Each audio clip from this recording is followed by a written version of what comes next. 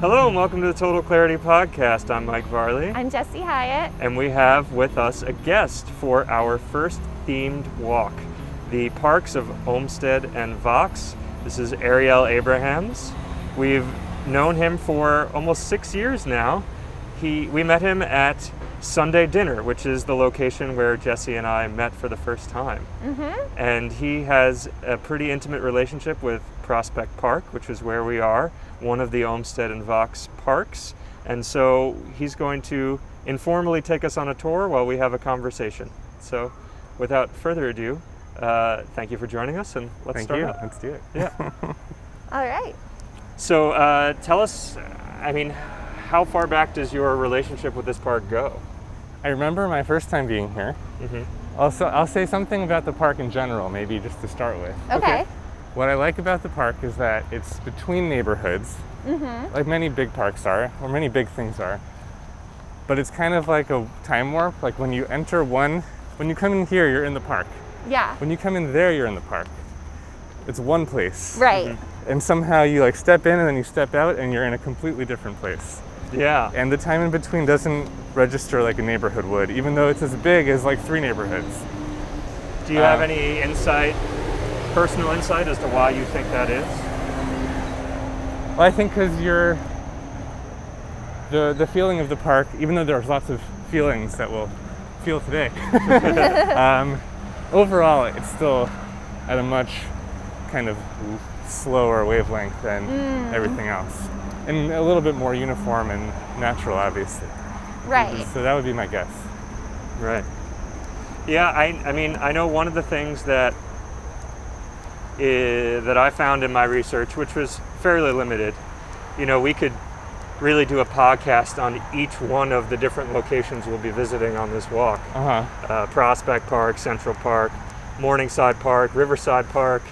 Both of the parkways that we walk the Ocean Parkway this week, and we walk the Eastern Parkway this week. But one of the things that I found in general about the Olmsted idea is that it, I guess, contrary to what was going on in the burgeoning idea of landscape architecture and urban environments at the time, it was not about integrating into the city. It was about taking you away from the city and giving you an opportunity to escape. So I guess that kind of echoes what you're saying about the idea of being torn out of the larger area for a period of time. Yeah. And this park in particular, so the first time I came here is with my extended family on a bike trip not a bike trip, we rented bikes in Financial District, rode over the bridge, did the loop, came back, and I remember that clearly, and I was probably in high school on some vacation or something, I don't know. We grew up on Long Island, so it wasn't far, but... Right. But then I lived on that side of the park for 2011. Okay. And then only in 2019 moved back. And Marissa makes fun of me. I kept saying, like, it's so dense. The park is so dense. I just kept saying dense. Right. And then one day she came home and she was like, it is dense. And that's the charm. I say we should stay on this little area because it has an end. Okay. And the density gives you, there's still parts, like a month ago I found a little nook that I had never been to before. Wow. And I walk here at least 4 times a week. So it's just cool. Yeah. Yeah. How can there be so many secrets that I think about Olmsted all the time? He and, I don't know, Vaux is Calvert Vaux. I deliberately went on to various pronunciation sites because I've for years because it looks like it should be Calvert Vaux. It looks like French, but it's not. Yeah. But weird. Yeah. But it's not. So this is like a giant puzzle box that they've created, and when you walk in it, you are appreciating the trees and the birds that are here, but it's also their explicit planning. Yeah. And why not? Yeah. Yeah. And I guess, the density, it's sort of, there's so many different things packed into this park, but then also the way that the trees are, what do you mean by density? Is it both of those things? Like that there are so many trees and you feel like you're in these little pathways? Yeah, I mean more the pathways, like here. So we should stop off here. This is a part of the park that is like so beautiful. It's these 3 fountains. I've only ever spent time at this one, but I'm sure I could spend days worth at each. And these don't even represent what most people think of as Prospect Park. Right. And there's just so many moments that are crammed together. Every bridge can be walked over or under, and those are completely different experiences. But not every overbridge path has an easy way to get under. Sometimes you have to find it on your own. When did you guys first come to the park? My first time in Prospect Park, I guess I don't remember as specifically as you do, but it must have been sometime the summer of 2009 when I was living in Gowanus for the summer in an apartment that I then moved back to a few years after. And we would spend weekends coming to the park and barbecuing, and we lived in Gowanus on 3rd Ave, so it was down the hill, and my roommate would, Saturday mornings get up and say, get our bikes, get the grill, and we'd have to bike up the hill, which was not something I enjoyed. But once we got here, it was pleasant, and the bike back down with the grill and everything was easier. That sounds epic. Yeah, and we would always, I'm very much not a person of routine, but when it comes to certain things, I am. We would always sit on the side, I guess I'm bad with cardinal directions. I don't know. I guess it would be the western side closer to of the park, closer to Gowanus. Okay. We would always sit over there near where it enters on 9th Street, and there's that big house. Yeah, the picnic house. The picnic house. When we were going to picnic, so it made sense. Yeah? Yeah. These are under construction, but when they have water, then they're like lily pads and animals and frogs. Oh, wow. Yeah, I don't think I've ever been to this part. These were kind of like the Magic Garden feel. Okay. Of like, where am I? And people would sit, and it just felt like they must have been having important conversations. Now it's not quite like that. Right, but it will be again. It will be again, yeah. Mike, what was your first time in the park? It's hard for me to recall what my first time would be, but my guess would be the Prospect Park band shell and some of the free concerts that occurred there. I was dating somebody that lived in the Windsor Terrace area for a period of time, right by the park, so there were definitely some instances where we would come and hang out. But I had an apartment in East Williamsburg for most of the time, so coming out here was much more of an occasion than a casual thing. Right. So, yeah, I mean, definitely spent a lot of time on the Great Lawn. I don't know if it's called the Great Lawn formally or not, but that large area. Right there, yeah. Okay. And yeah, I mean, there's a couple of times where I've spent more like traversing the entirety of the park and like happened across huge drum circles and other just weird structures. And actually, let's go. Even though it's noisy, we'll just cut down there. Okay. And so, yeah, I don't know. I'm excited for this week. One of the other things about this podcast that's interesting is this is the first time we're doing it on a Monday. So we are going to be talking more about potential than experience at this point. Can we we want to go there. Okay. Let's keep going. More about potential than experience? Yeah, I think, on the previous podcasts, it seems that we do each podcast just a little bit differently. And for this one, we won't be talking about things we've already experienced. I see, I see. We'll be talking about, I guess, a little bit of our past experience, but also sharing your experience of the park for this particular one. So, cool. Yeah. So it's interesting to think about in terms of the Olmstead and Vaux connection here. Correct me if I'm wrong, but I believe that the first project that Olmstead and Vaux did together was Central Park. That's right. It was the first one they did together. The circumstances under which they came together is really compelling. Or at least the experience they brought to the table for it was pretty compelling. Olmsted, I did not know this until having done some research for the walk, had a prominent career as a journalist before he became what he is known as now, which is this, designer of parks and also the father conservationist. of landscape architecture, as they call him. Yeah, I find that kind of a complicated situation, but because Vaux was such an integral part in getting his career started in this area. I see. But he, just to speak about his journalism career for a second, he did this 5-year tour of the plantation South, the slave era economy South. And fortunately for the future and being able to talk about him in some regard, he found that his findings were that the slave economy was, not only just morally wrong, but also just terribly inefficient. And not, the same amount of work that could be done in the North would take 4 times as long in the South using slave labor.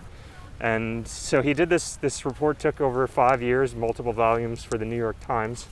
And as a consequence, he established some renown for himself. And from there, he was friends with this gentleman, Andrew Jackson Downing. And that was a famous landscape architect of the time. And Calvert Vaux worked with him. And Downing was the person that hooked the two of them up. And he then died suddenly. And at that point, Vaux and Olmsted teamed up for the pitch on Central Park. And Olmsted's really contribution to it was, I guess, just the opinions he had. He had also gone to England before he had done the overview of the plantation economy, and had observed a lot of the gardens there and started forming opinions. And he had a tremendous amount of political connections, I guess, and was just kind of more of a charismatic guy. And then Vaux, he was no slouch as far as what he had designed the White House grounds and a number of other different projects with Downing. And there seemed to be, there's written some idea that maybe Vaux felt a little bit resentful for Olmsted. But that was kind of the thing that I thought was the most compelling for us to talk about today. In that as I said earlier, you could do an episode on every one of these parks. And we could have historians and politicians, and there's just so much content, and we're not going to be able to capture all of that in an accurate way, but I think something that we all experience or have an idea of, Oh, I just want to stop here. Yeah, of course. You should finish your sentence. Is the idea of partnerships. And I think when I think of partnerships in contemporary culture, it's hard because a lot of times we have to have a winner and a loser. There has to be a Garfunkel to a Simon, or an Oates to a Hall, and very rarely is it like a Lennon and a McCartney situation. And if it is, then we inject into it that they have a very, contemptuous, relationship, where they had to fight and then they broke up and whatnot. And so, was there some bitterness on Vaux's side? I mean, it's very easy to apply that narrative for me, where it's like this guy that actually had the experience to do this, but brought in this guy that had the political connections, and then maybe felt like he was taken advantage of or not fully given the appreciation. I mean, certainly people don't know his name, but maybe he didn't feel that way. You know, they formed a company together, and they, you know, basically designed Buffalo and all sorts of these other parks all over the country and all over the continent. And, you know, we like to put these narratives because we see ourselves in them, maybe, or what, I don't know. But that's my contribution to the discussion. I'd be interested to hear what you guys think. Sure. Yeah. Well, it's interesting, I think, in our current social relationship climate, you know, we watch so much reality TV, and we watch politics, and we watch things that are sort of contentious, and we like that drama as entertainment. And I don't really know how far that stems back, but I do wonder if it's part of just the general human condition to feel competitive and to feel like you want recognition for the things that you've done. I guess you want to feel valued, you want to feel seen, you want to feel appreciated. And I guess I can speculate kind of in two different directions. I could, on one hand, I could imagine, you know, Vaux was older and had more experience, and he knew when he asked Olmsted to be part of his team, he knew that it was for the connections, and he knew that Olmsted was the young guy that had a lot of, not like, was already I think he was well actually known. 2 years younger. Vaux Oh, that was was actually it? 2 years Oh, younger, really? I believe so. It was a read about 2-year it, it's difference, like, but I mean, it was okay. that he had the experience in the arena. Okay, yeah. And Olmsted obviously had some sort of flair Yeah. for the idea. Vision and way of speaking about it and connection with the people that would get them the job. So on one hand, I could imagine, you know, if I were Vaux's position, I could either think, what the hell, this guy is new here, why am I not getting the credit, what's going on? Or I could think, this is exactly why I brought him on. And I get True. to do the thing that I love to do, which is landscape architecture. I've done this for such a long time. I've never gotten a project as big as Central Park. I don't know if I could have gotten it without Olmsted, purely because of his name. And then they went on to do a bunch of stuff together, like for years and years. And we, like you said, designed parks all over the country and into Canada. And There's no reason to assume, I mean, you've done the research, but there's no reason to assume that there was tension just because we now have stories about there being tension. Yeah. Right. If they were really working together every day, that's just work. Who knows what it was like? Every day was probably different. Maybe there was tension that was explicit, but...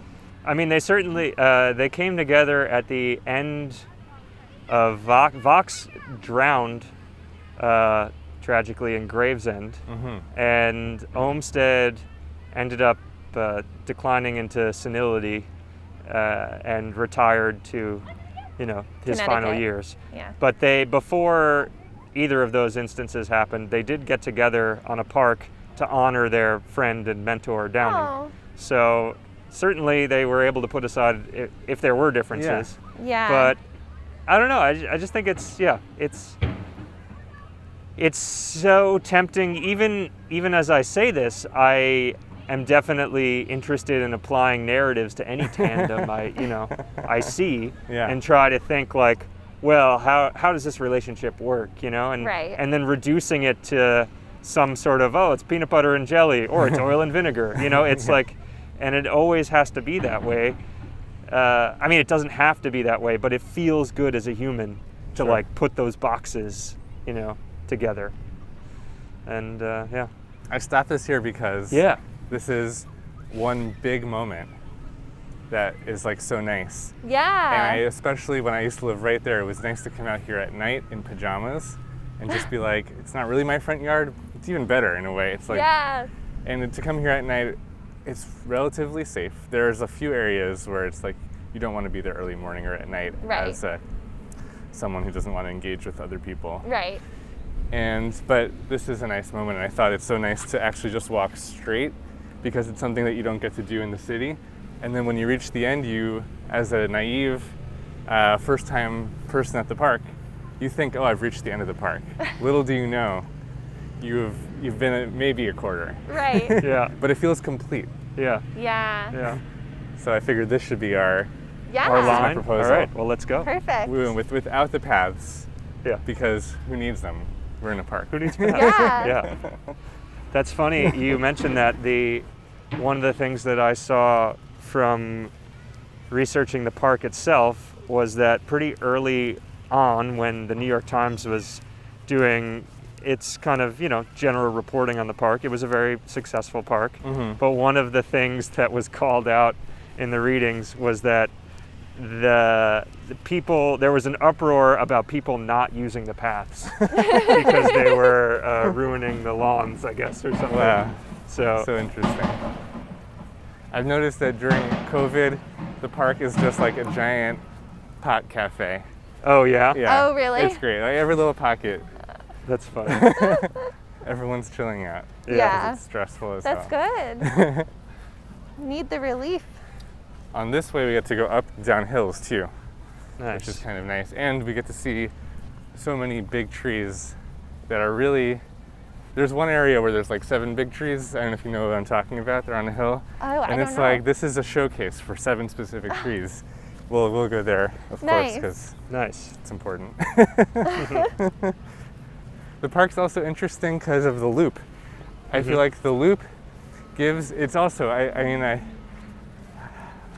there's a part of me that loves trickery or loves, like I have so many ideas for short stories or constructions of some kind where you're given something and then it tells you it's the end.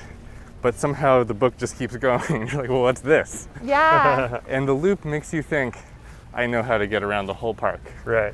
And you can do the loop and it's long and satisfying. Yeah. But you haven't been around the whole park. Yeah. Right. Yeah. Right, there's still more to go even when you complete the loop. Yeah, and you think, okay, maybe there's more on the inside, and there is, but there's just as much on the outside of the loop. Yeah. And yeah, I don't know. I guess I like this park a lot. Yeah, that's good. Well, it's good that It's you're nice on. the idea as a conceptual thing, the idea of a loop is, a loop is infinite. Uh-huh. And I wonder if there was any thought on that, having a loop that sort of makes you feel like you've seen the whole thing, but you can always keep going and going on the loop. And I wonder if there was ever any thought of like, if people know they can keep going and going on the loop, maybe they'll understand that they can keep going and going beyond the loop and outside of the loop, and it can also be infinite. Maybe, yeah. I wonder, yeah. I don't know how much that I'm applying to that now, or And there's a loop in Central Park too. Yeah. Yeah, this section is a part that definitely resonates with me a lot as far as time spent here. I've definitely sat on those benches to the left a bunch and just wrote or read, and of course there's bathrooms over there, so that's part of the reason why it's so appealing. And this open space invites a lot of picnicking or just hanging out. I've noticed I was doing the loop a lot more in March and April in the beginning of the pandemic when I wasn't working. And I was noticing how the flavor of the different areas, based, I assume, on the neighborhoods nearby, was very different. I think, at least I just noticed that it seemed like maybe people in Park Slope were going a little more crazy at the beginning because really, they were just being so wacky out here. Like full-grown men just crying to listening to music. Wow. Like people who you wouldn't see that publicly otherwise. Wow. Like their world had been broken in a different way qualitatively than closer to where I live or the bottom where, I don't know. People were enjoying the air, or what was the vibe? Yeah, I don't know, there was over more you. exercise happening. Okay. Okay, versus just like complete breakdown. It seemed on more than one occasion, or there were just people also like taking up more space than maybe they should have, or like, I don't know, I associate it with the kind of I don't know the right word, but living in a wealthier neighborhood like Park Slope versus living in any of the other neighborhoods. Just taking up less space, and this guy playing his bagpipe for me was like the top. Like out here, playing his bagpipe so loud that you could hear it all the way at the other end. Oh, wow. Oh my gosh. There were plenty of musicians out there too, but they Just letting off all the steam. yeah. And this is so nice. The wind is really nice. Mm. We'll see how nice it is for the audio. True, but it's really nice for the walking. Yeah, it is. In the park, I kind of have mask up and down. Yeah, I personally don't mind That's whatever fine. you guys want to do. No, it's fine. Yeah, I'm fine with that too.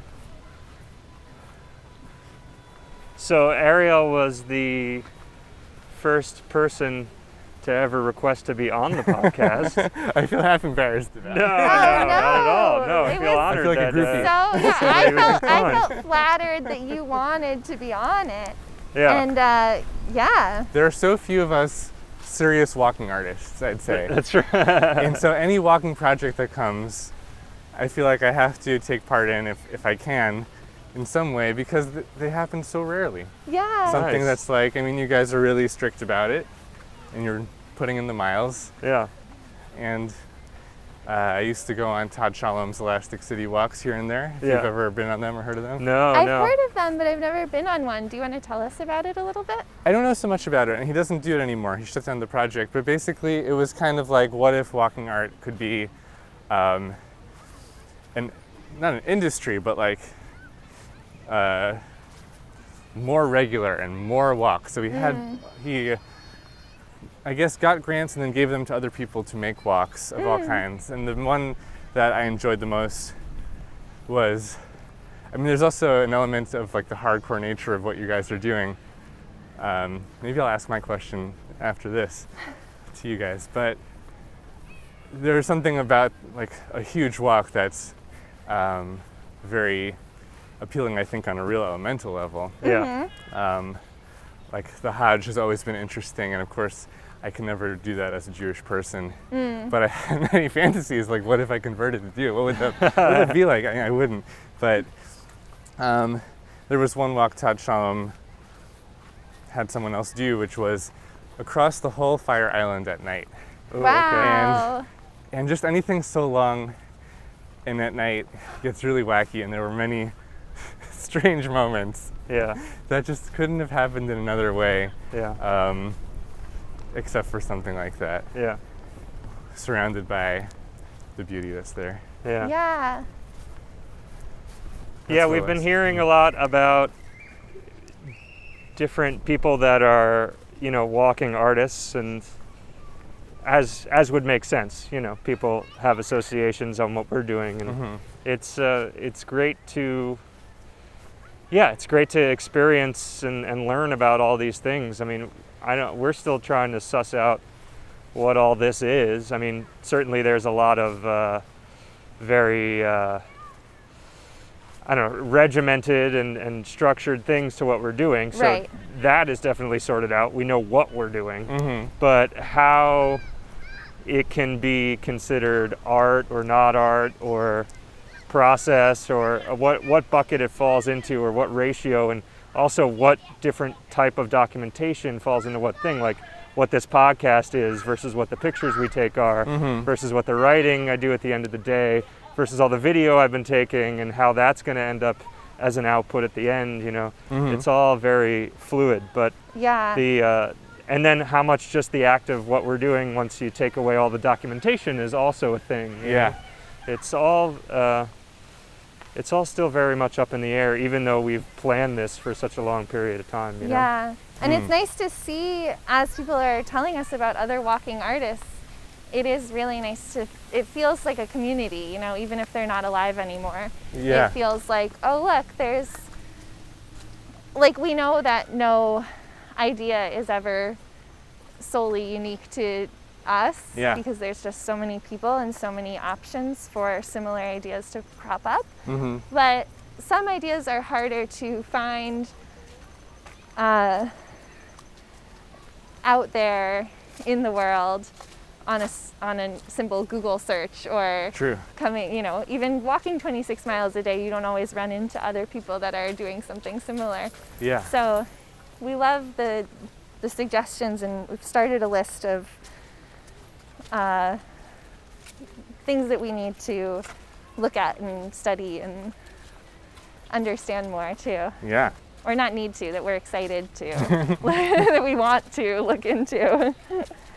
Here we have a giant water bowl for dogs. Oh my gosh, yeah. They love it. Ugh.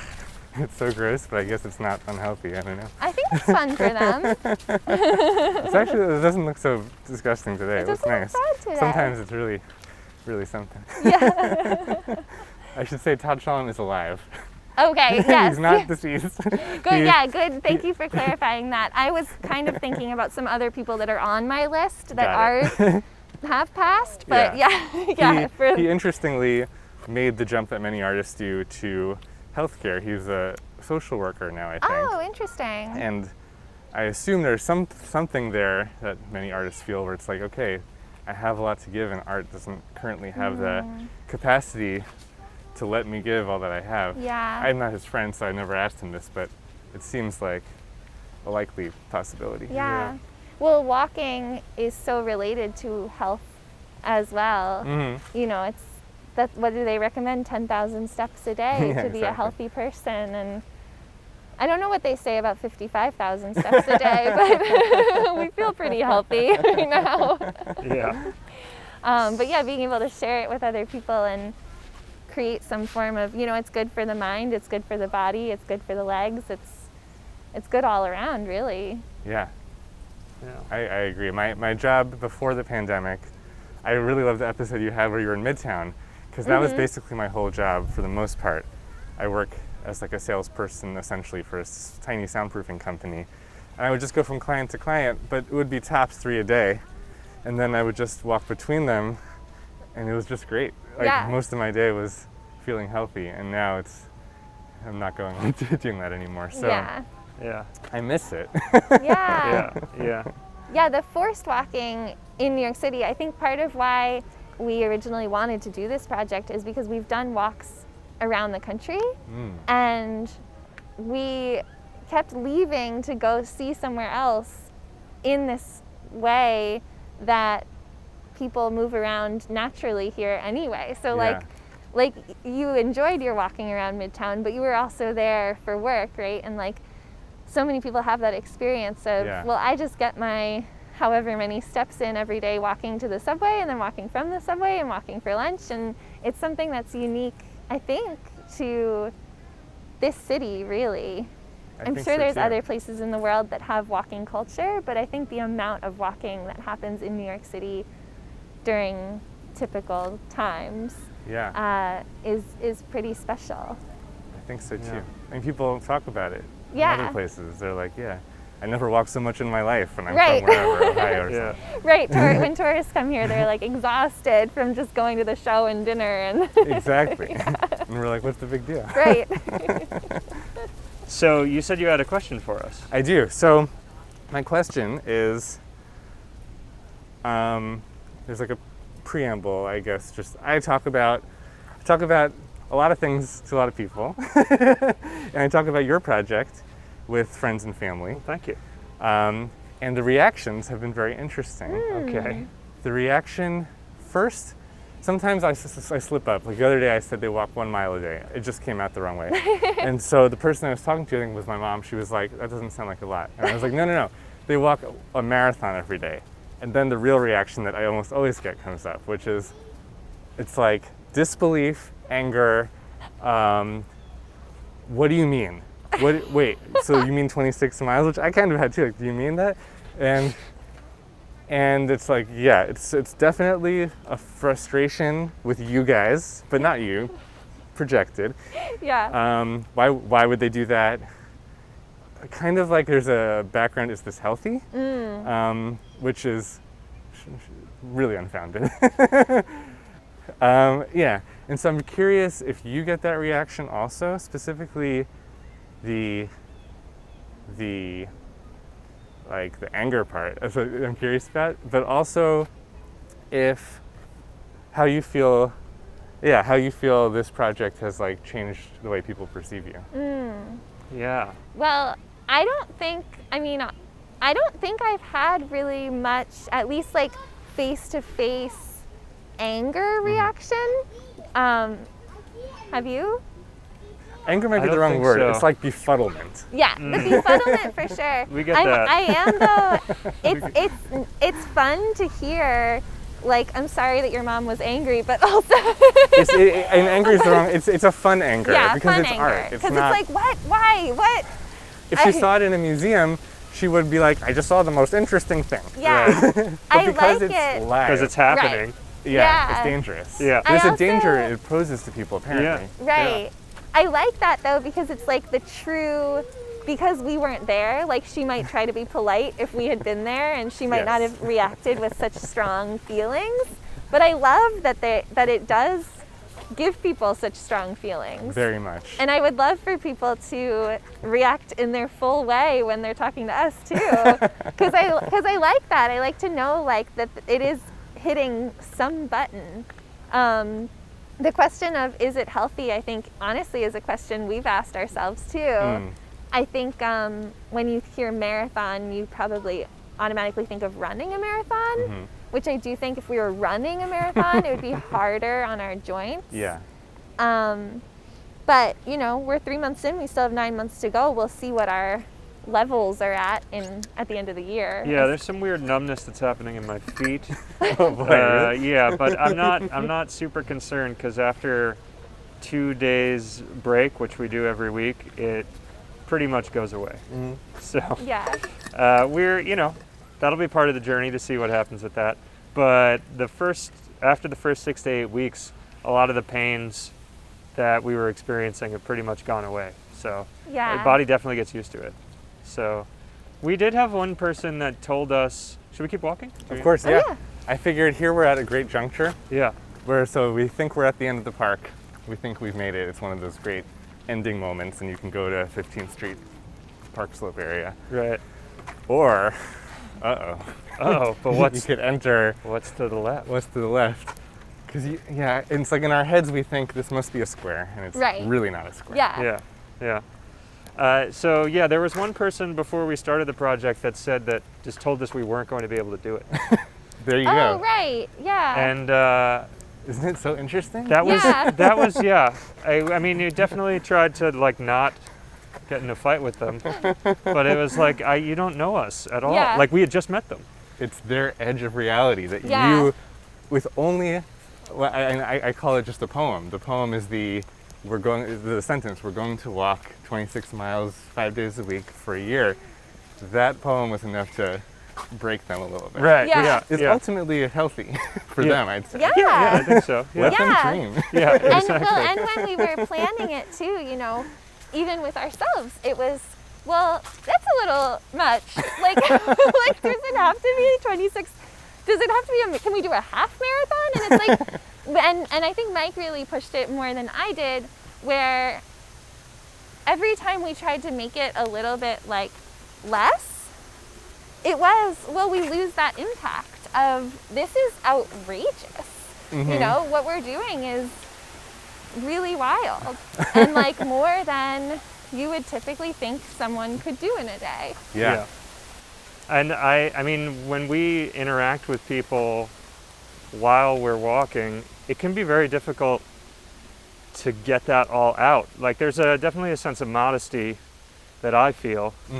And also like, yeah, it's a combination of modesty and like, maybe I don't have the energy to, you know, tell people. Like when we talk to people, we usually just say we're doing a walking tour of all 5 boroughs. Yeah. Which could literally take a week. Yeah. You know, there's nothing that the marathon aspect, and maybe it is because, you know, we're not interested in experiencing negative reactions, or I think more likely it just feels to me like there's people are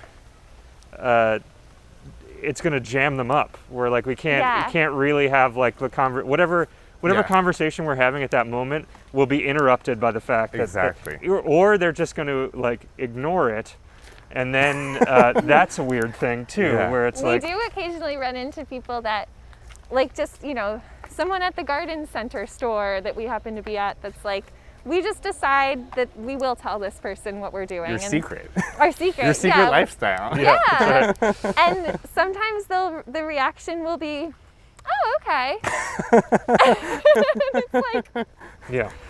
wait, did you hear me? Like, Dad, it just came out to you. Yeah, exactly. Exactly. That's fine. Yeah. You're gonna bring your girlfriend for dinner? Yeah, exactly. Yeah. Yeah, no, we've But, definitely had that happen a few times where yeah. people are like, okay. And it's yeah. unclear if that's just them wanting to be polite and move the conversation forward, or, you know, or if it is just like maybe there are a lot of other people doing this kind of thing, and and they're like, oh, okay, oh, my brother did that, you know. I think it's even more the other way of like, it becomes like if you met someone who was delusional and told you that they were going to go talk to the president later today, you would say, okay.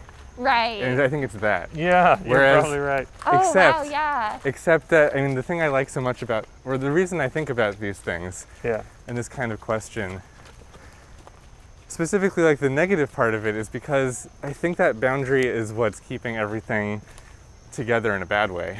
I think like the daily life prescribed for us that we're seeing falling apart, where there's no work during COVID for a lot of people, it's like every day we build our day together as a world with yesterday's garbage and junk, and we for the most part just keep making the same boring thing. And if you dare to not, it's really a confrontation to anyone who's invested in building that, or even more so to people who don't realize how much they need that. Yeah. Right. So the fact that you might garner questions, how do you pay for this? Right. I think that question really upsets people. That I notice when I talk to people about monks. So I've been going to this monastery here and there, and the number one question people have isn't about why would you go or what's it like for you. Yeah. It's how do they pay for it? Yeah. As if that's not fair. Right. Right. And why isn't it fair to live how you want to live? Yeah, exactly. Especially when it's just walking 26 miles a day or living in a monastery. Right. Yeah. If only because you don't realize the mechanism of your own chains to whatever life you don't like. Yeah. Well, I mean, the answer is with money. Like we should, you know, it's like we figured out how to do it, and it was like, well, which is strangely the same answer for the monks. Yeah, it's like exactly. They also work actually. It's still within the system. We just don't happen to be taking on the additional heaviness of the starving artist, or the additional heaviness of the stressed out person that's trying to figure out how to pay, or, you know, we're giving ourselves these opportunities. We certainly have done all of the financial considerations needed to do this.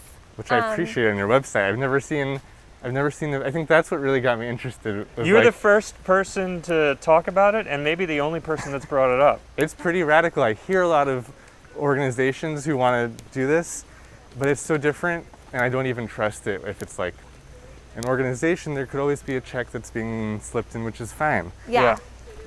But it's almost irrelevant. Like the fact that you've already done the paperwork to become an LLC or something, that's complicated. This is just your life. Yeah. Yeah. Well, I have a really strong interest in transparency within the economic system of businesses. And I also, after taking a business class a few years ago, have come to the realization that every single person has the potential to be a business and or to be an entrepreneur, or, you know, start a business of their own. And then when that relates to what we're doing, I think we're falling into some kind of gray area in other people's minds, and even in our own, of, you know, is this project an art project? Is this our personal life? Is this a business? Is it, you know, what is it? And so since there is a, you know, that is part of the project, is paying for it, it feels good to just be transparent about that, and sort of, you know, there's an element of people spending their time only feeling valued if there's a monetary value that's high enough for society to recognize it as being valuable, if that makes sense. And I hate that. Can you say why? Can you put it into a few sentences? Yeah, well, I think I think having a certain monetary value on either certain people, particular people, or particular tasks that we call jobs, or ways of life, it keeps people at an unequal standing, and it makes that boundary that you mentioned too, it keeps people within the boundary of what makes money that funds my life that I'm not necessarily sure that I even have decided I want for myself. Yeah. And I think it has a lot Well to do said. with the money aspect of our lives. Yeah, and for those unfamiliar listening with respect to the financial aspects of our project, if you go on our website, you'll see that we maintain a spreadsheet of sorts on the webpage that divides our costs up into fixed costs, food, clothing, podcast-related expenses, and miscellaneous expenses. And we update that once a month. We kind of started doing it every day, but it becomes a little much. So we kind of do it every month now. So if you might go on at any point, it might seem a couple weeks behind, but that's just because we can't keep up with it at that rate. But we thought it was important to track and have total transparency. And there were plans, and there are still plans at some point, to be selling some merchandise. Jesse was wearing one of our dichotomies, but took it off because it was a little Warm. hot right now. Yeah. But we were planning on having events as well, and that changed with COVID. So we intend to have an intake too that we'll be tracking at some point, but it's not a necessity in order to do the project. Yeah. And when it does start to happen, then we will track it and show, how it's balancing out. Yeah. Yeah. Could we play a small game quickly? Very small. Yes. Okay. So I want us to each think of, well, first to take in this lawn. Okay. And if we could now remember the first lawn we were at, and just think of one word to describe that lawn. The other lawn. The other lawn first. Okay. And then we'll do it Okay. for this one too. Okay. So the other lawn, think of a word. Okay. Okay, you go. Expansive. Expansive. Vast. I'd say central. Okay. And now this lawn.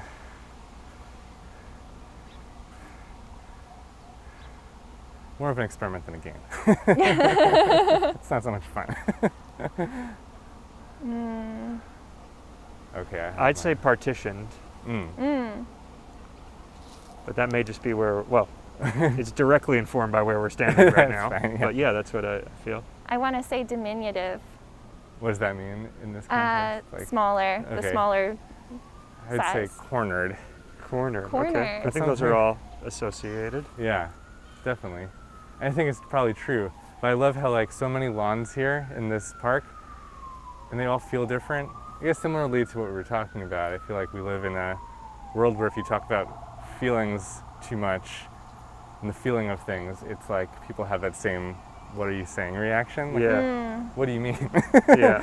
And it's but it's so cool here that there's so many lawns that are basically on the surface the same, grass and trees and a park, but at least to me they all feel very different. Yeah. Yeah. It's undoubtable. Yeah. And so there's the obvious question, how can that be? Yeah. And I don't have any single answer to it. Yeah. Well, it's interesting. I wonder, if we had played that game in the opposite direction too, if we saw this lawn first and then we saw that lawn, I wonder what the words would have been. Yeah. For sure. Because this is still, if we came upon this lawn first, I would maybe even think about the bigger side. I'm kind of comparing as it is. True. So it's unfair in a way to this lawn, maybe, or I don't know. But it's small, smaller can be nicer. Sometimes it's cozier. Yeah. Sometimes I feel safer in a smaller space. Yeah. So Yeah. This lawn is great. It's really interesting compared to Central Park. I mean, maybe by the end of the week we'll have a fuller picture, but now it's just, I guess, kind of gut observations that this is, it really does have a different feel and profile. It feels like in Central Park everything is like really packed in, like they're, and not in a bad way, in a very entertaining, like fireworks show sort of way, where it's like you really can't go more than a couple of 100 yards without like feeling like, wow, I'm in a whole new experience. And it's either like based on like the types of ball fields that are around, or the type of architecture that's around, or the type of lawn that's around, or just like, or some sort of historical structure or museum. Like there's just constantly new kind of things. And this feels a lot more, I feel like we've seen only like 3 or 4 things so far while walking. And I think that's nice in its own way. It feels a lot more, I guess first impressions right now would just be less fireworks show and more just like, all right, we're gonna just slow down and like enjoy the space and, you know, be in a natural environment. Yeah. Like the highs are higher and lows are lower out there. Up there, yeah. I mean, it's just a spectacle. It feels, everything about it feels like a spectacle, and here it just feels more like, you know, somewhere to live in.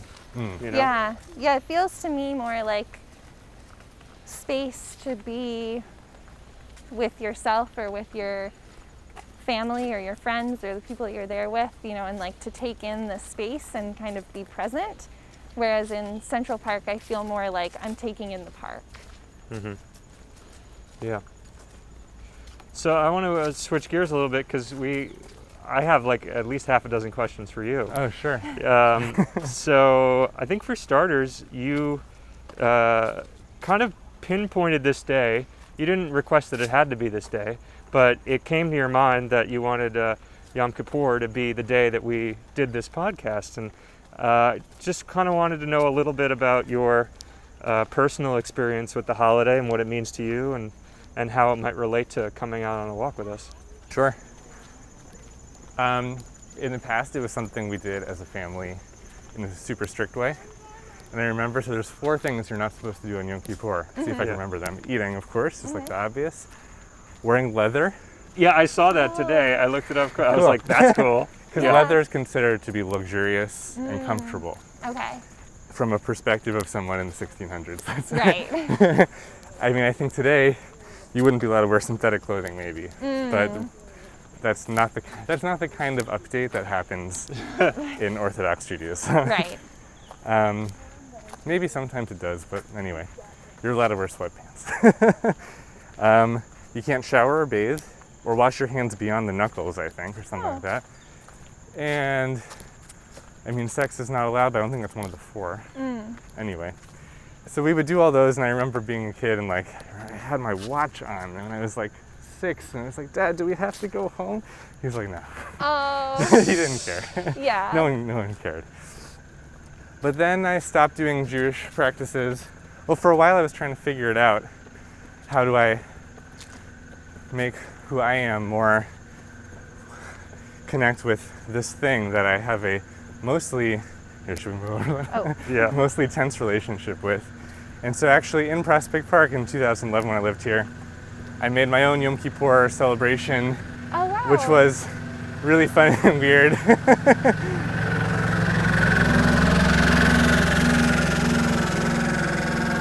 But ultimately, I don't know if you were on my listserv when it was called Bill Hazopa Reunion. I don't, you know, we realized I'm not on your listserv. Oh, you're not? And I need to get on it. Mike shares it with me. Oh.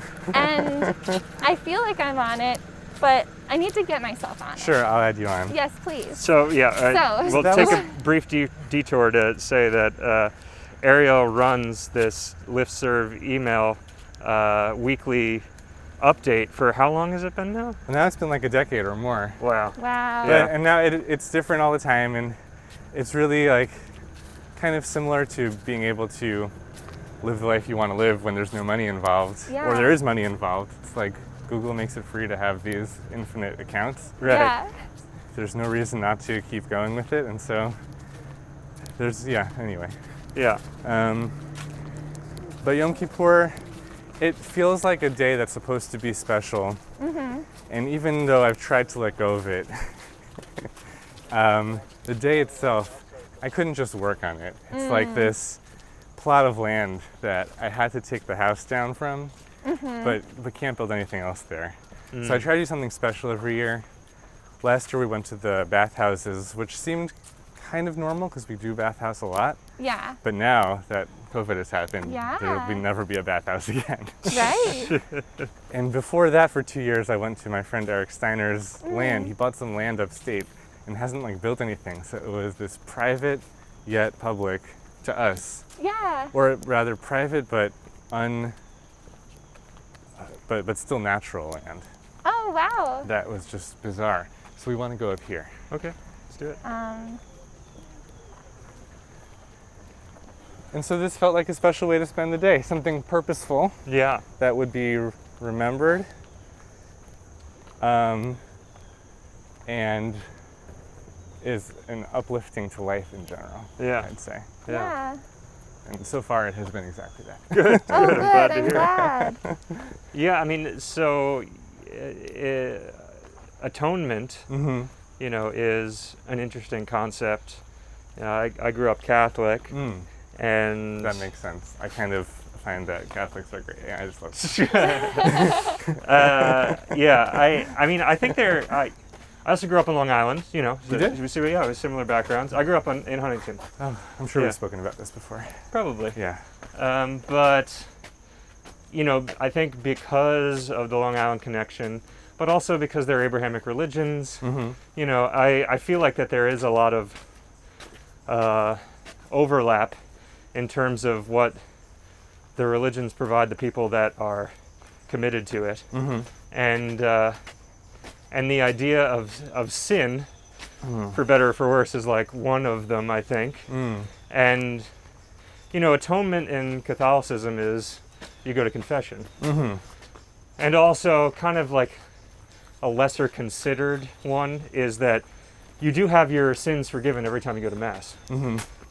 Everybody in the Mass communicates that they have sinned. And then those kind of venial sins, the less serious ones, are all washed away with the presumption that like you don't really commit mortal sins on a regular basis, and if you do, you should go to confession. Yeah, get yourself right? in the Yeah. in the But confession box. yeah, I guess my question is with this being atonement, like was that something that was featured in your understanding growing up, and did it feel different to you after the day, if so?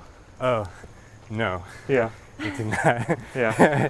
It'd be a more interesting answer if the answer No, was yes. no. I think it's interesting. I mean, I'm always Yeah. surprised. So I'd like to talk a little more about collaboration in terms of Vaux and Olmsted later. Yeah. So much of my life, like from my email, is about collaboration, not a purposeful one, kind of the ongoing collaboration. And so there are 4 friends, including my brother in that 4, who all have our own. Maybe we should sit on the bench for a little. Sure. This is the high point nice. of Prospect Park. Nice. Nice. It's a nice little bench. Yeah. And we each have our own relationship with leaving the formal Orthodox structure. And I'm always surprised to hear when one of them is like, no. Like the answer to your question would have been yes. It felt so different. Yeah. Like, really? Wow. Yeah. Then how did you leave? Yeah. If it meant something to you. But for me, it didn't really. I think from an early age, my brain is such that it saw a lot of stuff that just like didn't. So much of my growing up with religion was very different. Like it had no connection to nature being a constant thriving and living thing around us. Right. There was just like no conversation where that happened. Interesting. Yeah. And so it's just like, okay, but this whole thing that's really like on base level attractive, it's like more than attractive, it's everything, is never confronted. I wonder, Yeah. you know, I grew up Christian but not Catholic. I grew up in the UCC Church, which is United Church of Christ. Okay. Their motto is God is still speaking, comma. Interesting. Right? Wow. It was very liberal, progressive Christian. And now that you mentioned the the thought about nature, I don't remember ever really relating the Jesus or the God or whatever it was that we were celebrating on a given day to nature in any powerful way. It might be mentioned occasionally in a hymn or something, but Yeah. Yeah, I don't recall. I mean, it's, God created the earth. Yeah. right. But God and God is everything, and so it's kind of, if the topic comes up, it's easy to like attribute it to God, but it's not God frontal, Yeah. Right. It's in the background. Yeah. I think a lot about Terence McKenna. I don't know if you know him, the mushroom guru of the 80s. Okay, He yeah. has a funny way of talking, and anyway, one of his phrases is "culture is not your friend," Yeah, and he's really about ingesting lots of psychoactive mushrooms, taking a heroic dose, going beyond into the world of nature, where culture is this thing that we put on top. It's like a nice little box you can be in, which is fine if you want to, but like the expansive whole world is just like oozing with interesting life all around you. Yeah. And it's not trying to trick you, it's just doing its thing. Yeah.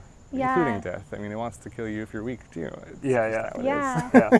That's I do think that the spiritual understanding of nature, it actually relates a lot to, I think, what we're doing. We talk about religion a lot too as we're walking, and what that means, and the differences and the similarities between all the many religions that there are, and it's funny how being out, especially in a space like this where you're close to nature, can connect you with whatever that is unclear if that's what a church or a temple or a sort of organized religious experience wants you to connect with. Yeah, definitely. I feel like, every day I feel more at peace with all this stuff. It's a good thing. But there's a lot of troubled times in between. But from my perspective now, it seems crazy that you would ever tell someone, have any expectations over where another living creature who's full of mystery would find their resonance. How could you possibly know? Yeah. Your only job is to find your own, which can be hard or simple depending on who you are. Even that is not so straightforward. For some people it's really easy. Yeah. And for others it's hard, and that's not fair, but that's just how it is. That's just how it is. Yeah, I mean, I think some people get validation from their own existence by telling people what they think their existence should be. Yeah. Which is unfortunate, but it's not like we grow up with that for years, and it's probably our default means anyway. Like, even if we weren't like culturally kind of taught that path, probably just like biologically we would try and impress on to other people like what our agenda is anyway. It takes that next step to get to the point where it's like, oh, that's interesting, cool. Just picturing like two primitive cave people. One's like, have you eaten this amazing orange? And I was like, I don't like orange. He's like, no, it's amazing. Exactly. Totally. You bring up the mushroom thing. I don't think there's going to be a more appropriate segue for this, but I don't think I communicated this to you, but I may have at one of the Sunday dinners when, with respect to the listserv. Yeah. I was in Stockholm, Sweden, on a business trip 2 years ago or so. I had mentioned prior to starting this podcast that I was looking for one of the emails that you had sent. And I would say that as far as my engagement with the listserv in general, and I'm presuming it's open to anybody that would like to join it. So I would recommend anybody that's interested in getting a weekly dose of cabinet of curiosity in your email that you should contact and join. What's the best way to do that? Can they one of the email addresses just email you? Yeah, if you post it, it'll be easier. But I'll post it in the various ways to post it on YouTube and etc. Yeah. But it's great to have it come in the inbox each week and then like engage it at the level that you're going to engage it in. Like, it's not, a Home Depot spam email. Like, it's actually content in there each week, and then depending on where you are in your life, you can engage it to whatever degree you want. But I do like the idea that it's spam too, essentially. Yeah. It's essentially spam you get twice a week. Yeah. So I was in Stockholm, Sweden, and I had was there visiting the headquarters, the mothership, so to speak, of my job, the previous job at the video game company. And it was the first time that I was there, and it was a bit of a arm twisting to get me over there, which was kind of distasteful as far as I was concerned. That was part of the thing, at least for a significant portion of the time that I was there, that it was a special thing to go over there, and you had to like make sure that you went over there, like the baby bird gets fed, Okay, type. interesting. So I went over there, and it was invigorating to be there and to like show my worth and to like meet people in person rather than having to deal with them on the internet. But it was also a very isolating experience, being in a different country, not knowing the language, people going home and doing their thing, and like me like having to figure out like how to eat and how to do all that. And I got this email, and actually I wonder, this one is what's the date? It's October 16th, 2018. Wow, almost exactly 2 years ago. Almost, yeah. Yeah. It's and it was the header was 1:4 / this is mine : the aggressiveness of ownership. And there's a couple of pictures here. I'm not interested in competing with anyone. I hope we all make it on a big billboard. And I should say, these images, all the content comes from everyone. It's a call and response email listserv. Yeah. So on one day of the week, I say who wants to send in stuff, and it's always a different amount of people and always different people somehow. Wow. Yeah. And sometimes no one.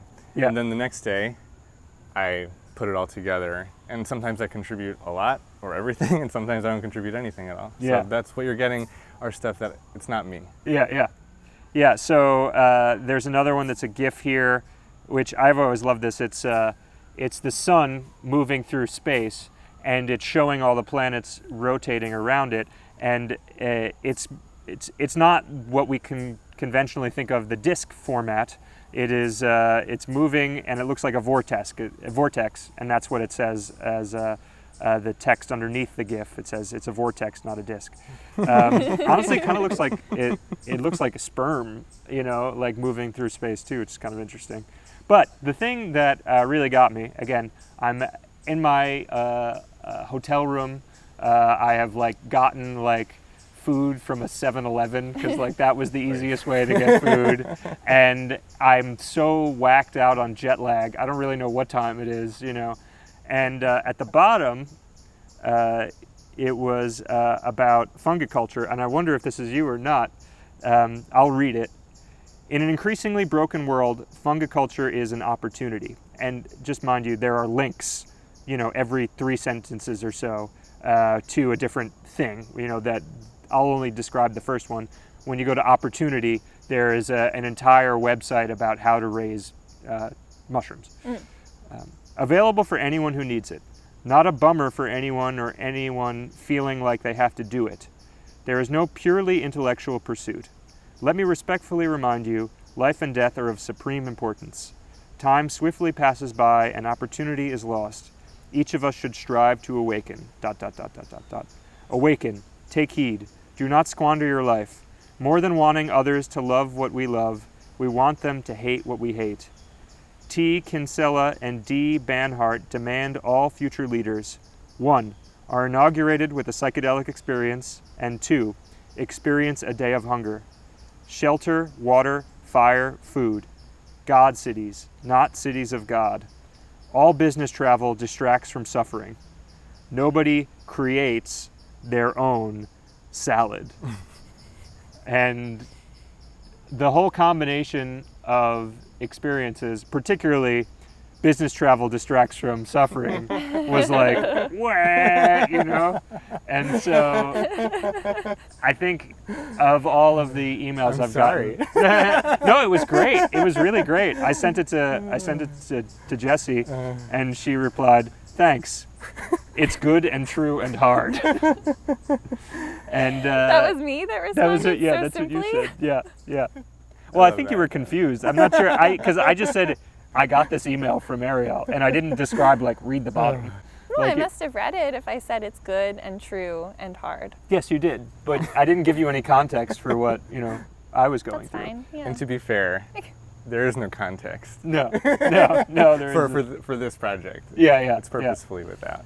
But so that was happy the that most affected you so impactful much. one that I've had, and it was, I a lot of times when I go on when I was going on those types of business trips, I would get on them and then feel that type of alienation, and it was just cosmic to have that happen at the right time. Very cool. Do you recall if who wrote that or if you wrote that or? So it's a mix. I can give you the liner notes if you want. Okay. I could do a short form liner notes, Yeah. but basically, so my process for that listserv is I can live through my week just for myself, or just for me and Marissa and our dog Alfredo. Or I could do it for my family and visit my grandparents. But I can also kind of do this hack where everything I listen to that's great, or I call gold, gets to be shared with now 81 people. Yeah. And it just feels like an easy, no-cost thing to do. And so that's what it is. And that week I must have been working a lot, therefore listening to a lot of podcasts. And each sentence is basically from something else that felt amazing that week. And then the create your own salad is my observation. But for the most part, it's there's a part from Tim Kinsella, who is the band leader of the band Joan of Arc, or maybe even more famously, Cap'n Jazz when he was a teenager. I don't know if you've heard his stuff, but I don't think so. very impactful to me. The mushroom thing is from this school where they do mushroom.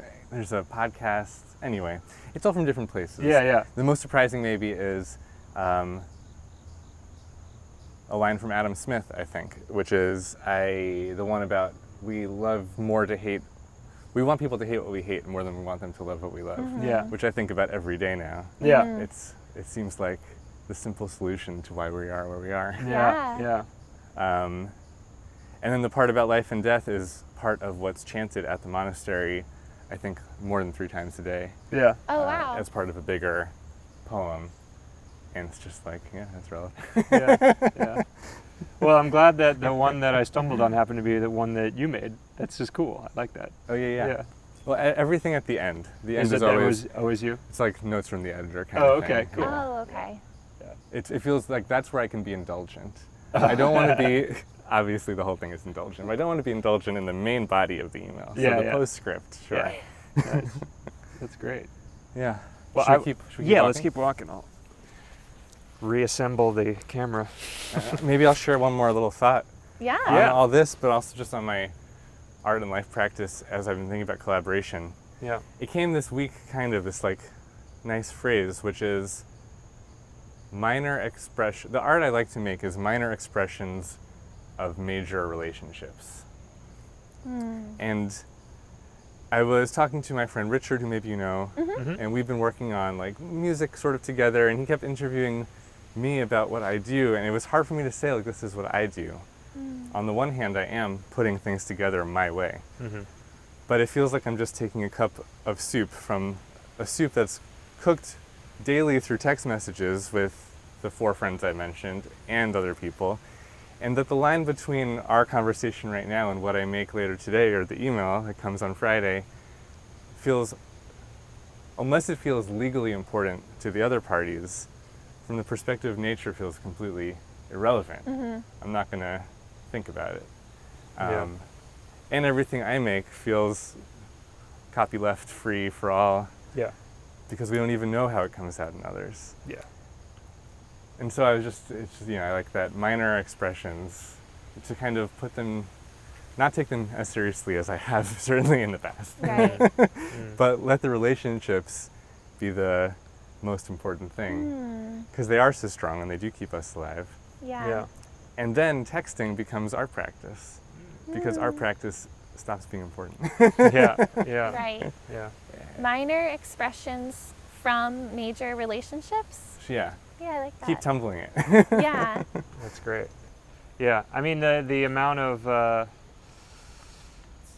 ownership that we attribute to ideas and art practice and things like that is definitely out of whack, I think, in our society. I don't, like music, that the idea that it's like somebody owns it, or like, like how Disney has tried to basically perpetually own everything they've made, and it's like exactly. At what point is that not just something that we all own as a society, Yeah, and iteration is often the most beautiful thing because it's connection as well.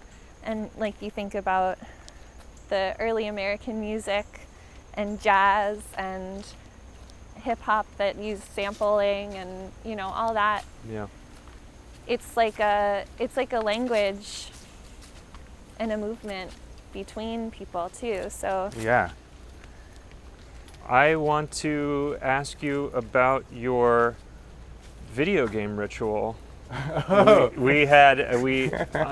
So obviously of the people that listen to this, there is a meaningful amount that are involved in video games in some capacity. Oh, cool. Oh, so you probably know that Vlambeer then. I don't, which is part of the reason that, and that'll be good for the people that don't know about video games. Probably will know. So Arielle put together a ritual upon the completion of this specific video game, which regrettably we missed because we were moving into our Staten Island residence for the month. It was a wonderful event. Yes, but you said you were going to tell us about it. Oh, sure, I'll tell you about it. Here we are. Of course, and it relates to the park.